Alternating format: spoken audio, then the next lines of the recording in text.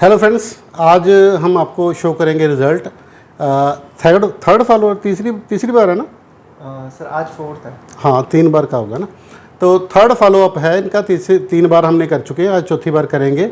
और इनके चेस्ट के ऊपर बर्न के स्कार थे और काफ़ी ज़्यादा हाइपरट्रॉफिक स्कार थे, कीलॉइड टाइप थे। तो आप देख सकते हैं कि सारे कीलॉइड वगैरह अब फ्लैट हो गए हैं, सारे कीलॉइड फ्लैट हो गए हैं। थोड़ा सा यहाँ बचा हुआ है, थोड़ा सा यहाँ बचा हुआ है, थोड़ा सा यहाँ बचा हुआ है। तो अदरवाइज़ सारे आप देख सकते हैं कि सारे फ्लैट हो गए हैं बिल्कुल। स्किन का कलर भी मैच हो गया है, स्किन का कलर भी मैच हो गया है और काफ़ी अच्छा रिज़ल्ट है। और बर्न के केसेस में तो हमारा रिज़ल्ट परमात्मा की कृपा से अच्छा चल रहा है। तो अभी आपसे पेशेंट से भी बात करवाते हैं बिना इनका फेस दिखाए हुए। तो आप ज़रा सी फीडबैक बता देंगे? जी मैं एक मिनट। मैं दिल्ली से हूँ और इससे पहले सेशन लेने से पहले काफ़ी ये थिक था मेरा जो स्कार था, और कॉन्ट्रैक्चर्स भी बहुत ज़्यादा थे, एकदम सिकुड़े हुए थे। बट ये मेरा मतलब 3 सेशन में ले चुका हूँ, तो थिकनेस काफ़ी कम हुई है धीरे धीरे, और कॉन्ट्रैक्चर भी खुला है। तो धीरे धीरे फ्लैट हो रहा है पूरा स्कार, और 2-3 जगह बचा है, तो वो होपफुली ये हो जाएगा। सो मैं पूरा, मुझे होप है सर पे, तो कर देंगे। तो आप तो दिल्ली से हैं, आप बता रहे थे कि कोई स्किन वाला करता नहीं है, वो बताओ ज़रा। सर स्किन मैंने पूछा था दिल्ली में जाके, लेकिन वो लोग मतलब शक्ल बनाने लग जाते हैं, क्योंकि वो एक्सेप्ट नहीं करते जल्दी बर्न वालों को। तो बल्कि उन्होंने तो कुछ ने तो मेरा खुद कॉन्फिडेंस लूज़ कर दिया कि ये ठीक ही नहीं हो पाएगा। वो तो मैं आपकी वीडियोस देख के यहाँ पहुँच गया, और पहले तो मैंने आपके साथ वीडियो कॉल की थी कि वेदर वहाँ जाना मेरा वेस्ट ना हो जाए। तो आपने जिस कॉन्फिडेंस के साथ बोला, और मैंने वीडियोस देखी कि आप पहले भी करते ही थे, तो उसके चक्कर से मैंने कहा एक बार ट्राई करना चाहिए, और सेशन बाय सेशन मैं रिज़ल्ट देख रहा हूँ। So thanks a lot sir.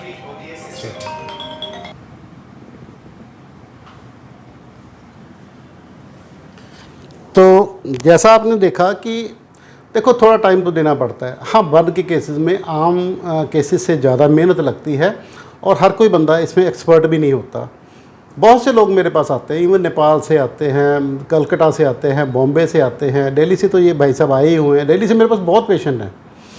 Delhi में हालांकि इतने टॉप नॉच हॉस्पिटल्स हैं, बट वही बात है कि उनका फोकस रहता है कि पिंपल के दाग ठीक करवा लो, गोरा हो जाओ, और फिलर करवा लो, बोटॉक्स करवा लो, जिसमें अच्छी मोटी कमाई होती है, वो वाले काम वो ज़्यादा करते हैं।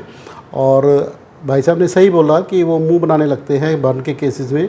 ज़्यादातर यही कह देते हैं, यार इससे ये इम्प्रूवमेंट होने के चांसेस हैं नहीं, आप चले जाओ, बस ऐसे ही रहेगा ये।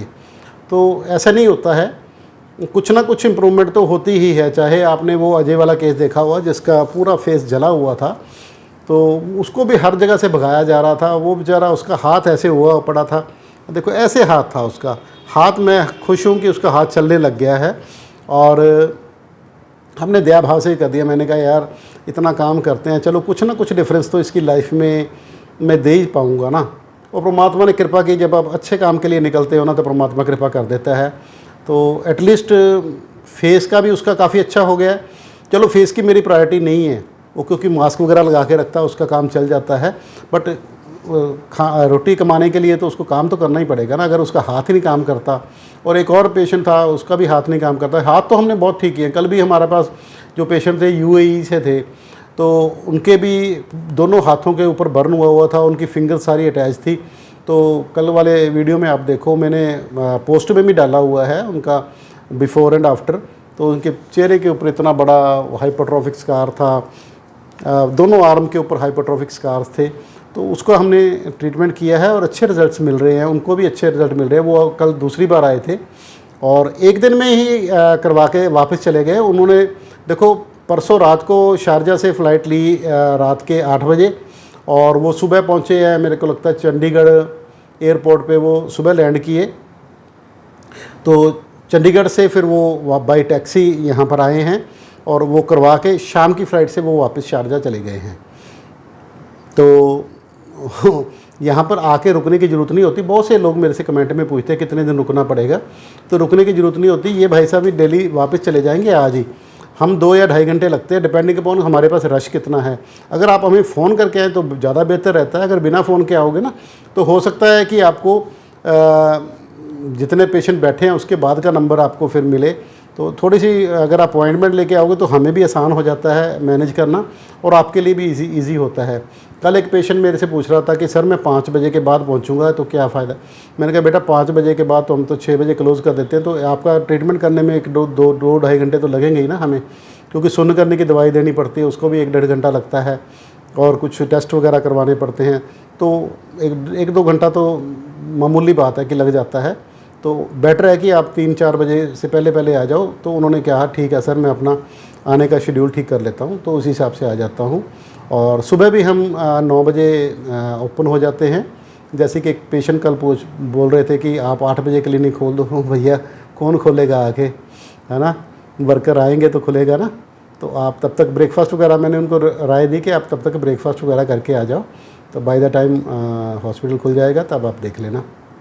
हमारा ये एस्थेटिक सेंटर है ना, जो एमरजेंसी वाले हॉस्पिटल होते हैं वो तो 24 घंटे खुले रहते हैं।